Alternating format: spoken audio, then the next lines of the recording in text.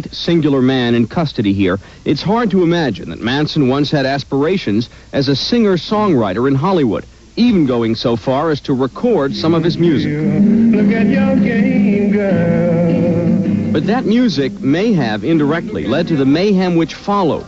Vincent Bugliosi was the man who prosecuted Manson and his family members. In his best-selling work on the events of 1969, Bugliosi theorized that Manson's anger came as a result of the rejection of his music by Doris Day's son, record producer Terry Melcher. Melcher once lived at the house where Tate and the others were murdered. It's a theory Manson rejects. Terry Melcher came to me. I didn't come to Terry Melcher. He come to me with money in his hand. He offered me. I didn't ask him. I wasn't knocking someone's door down. I was running from that. When I got out, I was in that. I was already through that. I had that. I had the studio. I went to the studio, went to Vox Studios. I had it all, and I looked at it, and I said, this is a bigger jail than I just got out of. I don't want to take my time going to work. I got a motorcycle and a sleeping bag and 10 or 15 girls. What the hell I want to go off and go to work for? Work for what? Money? I got all the money in the world. I'm the king, man. I run the underworld, guy. I decide who does what and where they do it at. What am I going to run around and act like I'm some teeny bopper somewhere for somebody else's money? I make the money, man. I roll the nickels. The game is mine. I deal the cards. Sad, sad game.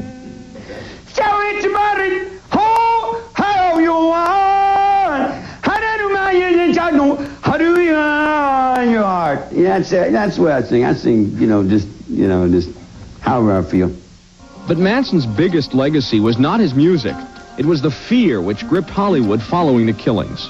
Was it an intention of yours to scare the Hollywood community? Hollywood's been afraid since it began. Hollywood knows Hollywood. Anybody that knows the garbage cans in the alley understands Hollywood.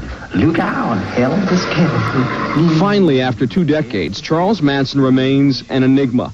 Outlaw, cult leader, convicted murderer, he is the man who most terrorized Hollywood.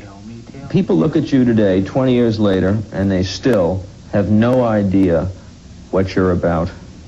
Tell me in a sentence who you are.